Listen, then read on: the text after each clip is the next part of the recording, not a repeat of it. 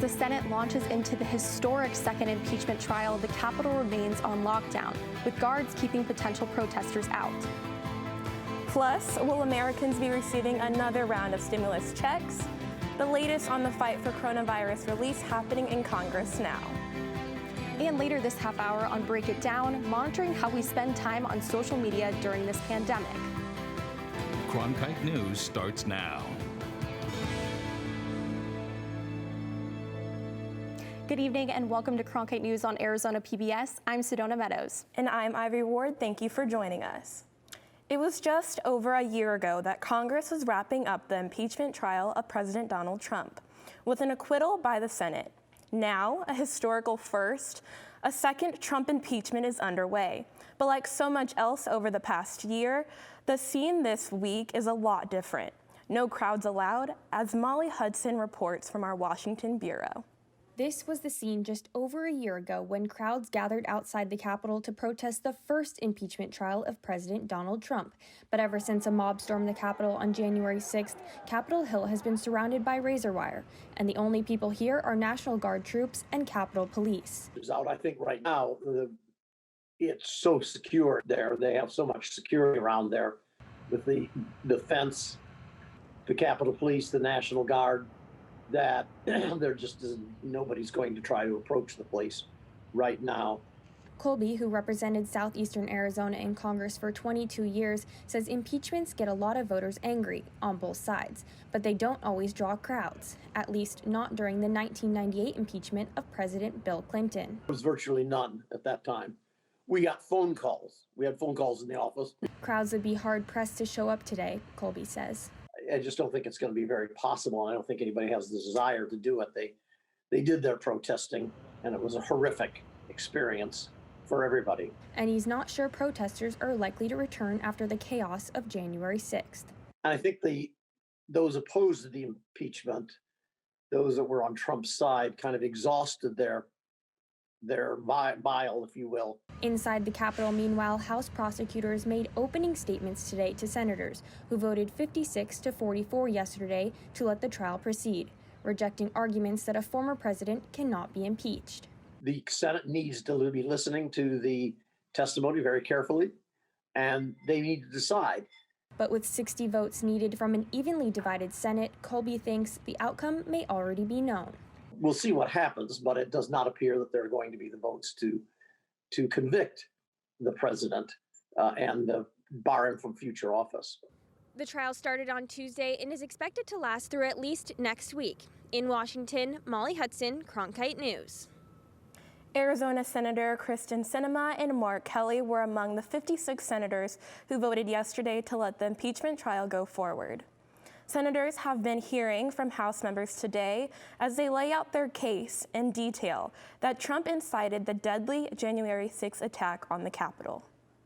According to a new Gallup poll, a narrow majority of Americans say they support a Senate conviction of former President Donald Trump in his impeachment trial. 52% want Trump convicted, while 45% say that senators should acquit Trump. These numbers are similar to two other national polls that were released last week. In a Quinnipiac University poll, half of all Americans said they wanted Trump convicted, while 45% wanted an acquittal. In an Ameris national poll, it showed 50% in support of conviction and 41% calling for an acquittal. Trump's second impeachment trial comes a year after his first trial, and all of the latest surveys show a wide partisan divide. With the Senate focused on impeachment this week, the House is working out details of the Biden administration proposed $1.9 trillion COVID relief bill. It would fund everything from local governments to school safety. And as Jake Holter reports from our Washington bureau, it could put money directly in Americans' pockets if it's approved. Andrew Shagru, the Assistant Director of Policy and Advocacy at the Arizona Center for Economic Progress, says Arizonans need that help now. 1 in 9 don't have enough to eat, 1 in 6 aren't caught up on rent, and 1 in 3 can't afford their usual household expenses. And so it's time for Congress to act on this, in order to help Arizonans on this. Critics like Arizona Republican Representative David Schweikert say they want to get relief money out, but there's such a thing as too big and that relief needs to be more targeted. Once again, we're going to be sending stunning amounts of money to places that it's going to just sit in a bank account. It's going to go to places where it's not actually creating that velocity, that multiplier effect of helping those who are suffering. Opponents point out that the latest plan comes just over a month after the $900 billion COVID aid package was signed into law, and billions from that plan are still unspent. Others say the plan was too little too late, which is why the larger package is needed now. Dave Wells, the research director at the Grand Canyon Institute, says the latest stimulus could have a huge impact on Arizona. A family of four is going to get $5,600 if they're below the income levels, and that's going to be a huge effect for them to be able to get themselves out of a huge hole that many of them have. He says some people will save this money, but most will spend it, which will stimulate the economy. Some people will spend it relatively soon, and yeah, that's going to help Arizona businesses quite a bit. I mean, it's a big reason why the Arizona state budget is in such relatively good shape is because of all this money that's come in from the federal government this year. Lawmakers are currently debating who should get the stimulus payments, with some saying wealthy households don't need it. But Shagru notes that some salaries have dropped sharply in the past year. The Center for Economic Progress found that 30% of households making more than $100,000 last year saw a loss of income since the pandemic began. You know, the risk of doing too little, it far outweighs the risk of doing too much when it comes to relief for families that have been struggling throughout the pandemic. The House approved the Senate amended budget resolution on Friday and are working towards making the COVID relief bill go into effect by mid-March. In Washington, Jay Coulter, Cronkite News. As the coronavirus continues to spread, the CDC is now recommending that people double mask to block more than 90% of particles. Here in Arizona, the number of cases is well above 700,000. Probably the most significant statistic to note here is the number of deaths, which is above 14,000. But according to local health officials, the virus rate is decreasing across our state. Cronkite News reporter Tina Giuliano has more on that. Tina? Although the numbers may look overwhelming, according to Dr. LeBert of the ASU Biodesign Institute, they provide some hope, as the number of cases in our state is actually less than they were during last summer's peak. Now you can see how many Arizonans have been vaccinated. The Arizona Department of Health Services now has that information on their data dashboard, as you can see. The steady increase of those getting their dose, you can see it broken down by race, ethnicity, age, gender, and even by county. Most of those vaccines are being given at two sites, State Farm Stadium and Phoenix Municipal Stadium.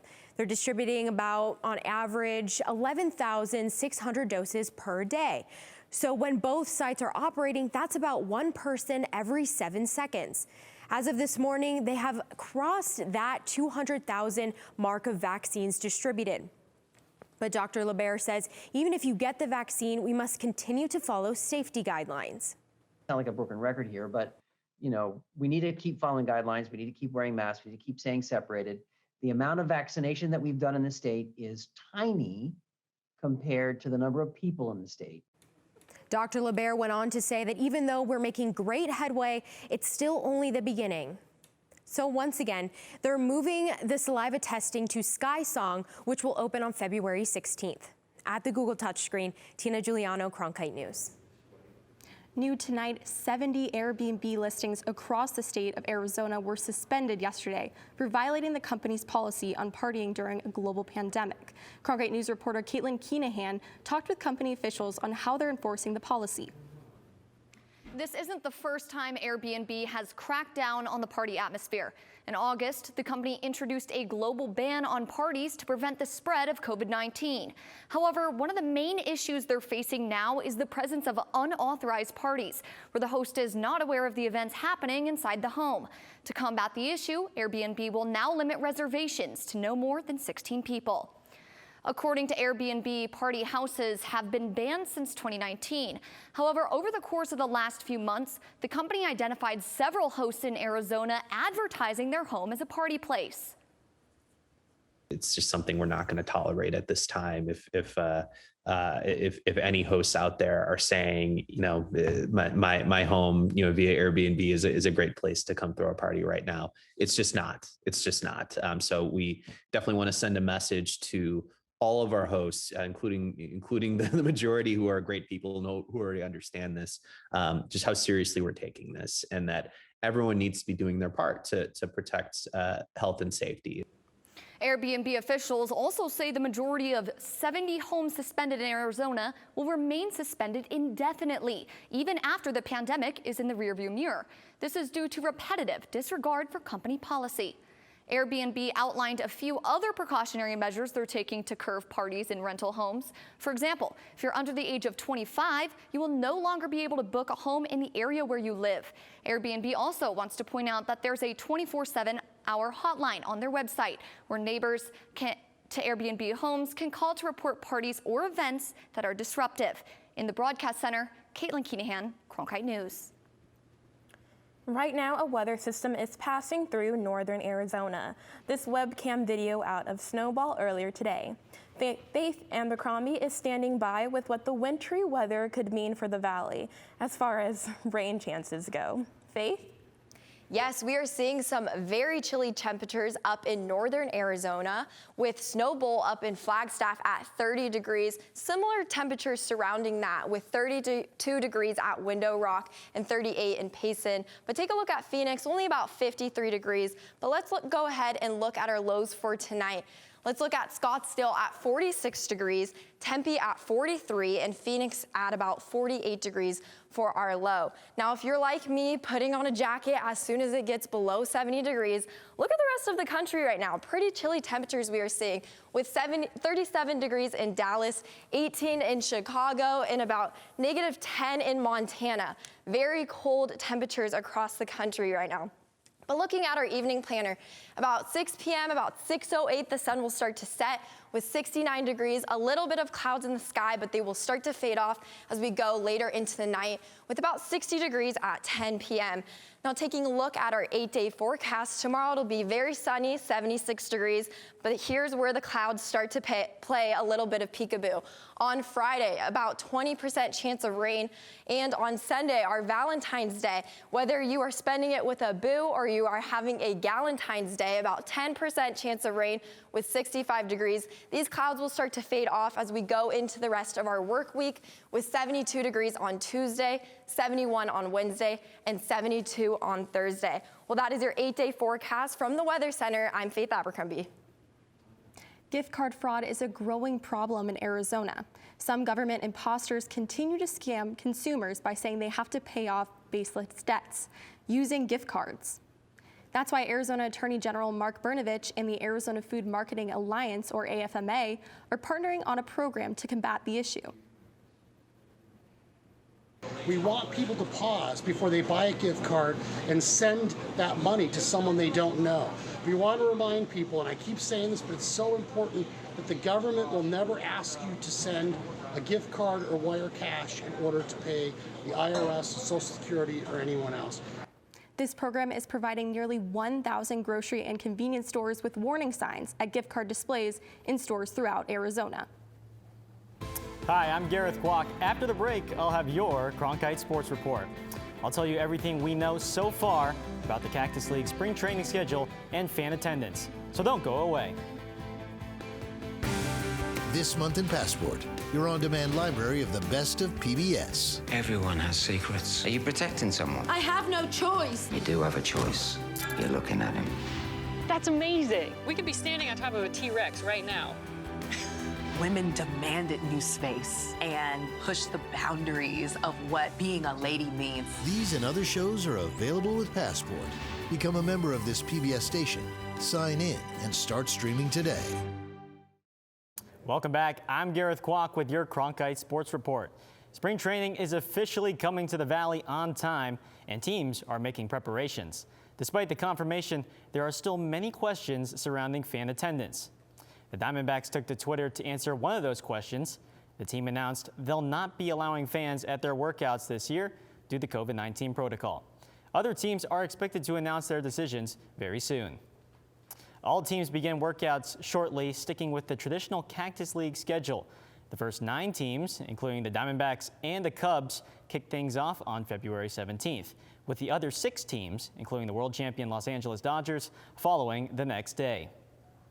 Tonight, the Suns take on the Milwaukee Bucks, one of the top teams in the East. They'll no doubt rely heavily on Devin Booker.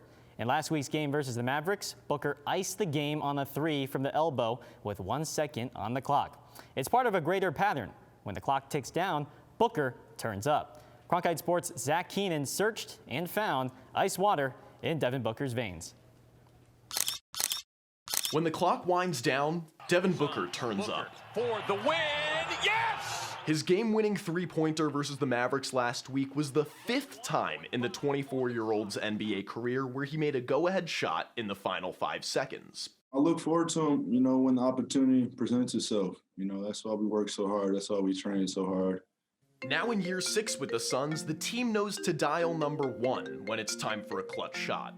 He's got the heart to take those shots, and I've said that to you guys before. I love when guys make those shots, but when you have the courage to take them and deal with the results, those are the things I look for when you're drawing up a player, when you're working with someone like Devin. Despite the fame, magazine cover shoots, a shout-out from Drake before turning 21, game-winning shots don't faze Devin Booker. Now, instead of celebrating, Booker immediately transitions to defense. When you're able to transfer your thoughts to the winning part of the game, it says a lot about Book. That young man wants to win at everything. The best shots of Book's career may be yet to come. In year 6 of his pro career, his history lies in front of him. Got it! Wow! In Phoenix, Zach Keenan, Cronkite News. Phoenix Rising fans have something to cheer about this upcoming offseason. The team released this footage of their new pitches all laid out. Starting this season, Gila River's Wild Horse Pass will be the Rising's new home. The new stadium will increase fan capacity by 35%. That does it for today's Cronkite Sports Report. Back to you, Ivory and Sedona. Thanks, Gareth, and that does it for this edition of Cronkite News. Thanks for joining us. For top Arizona stories anytime, go to cronkitenews.azpbs.org.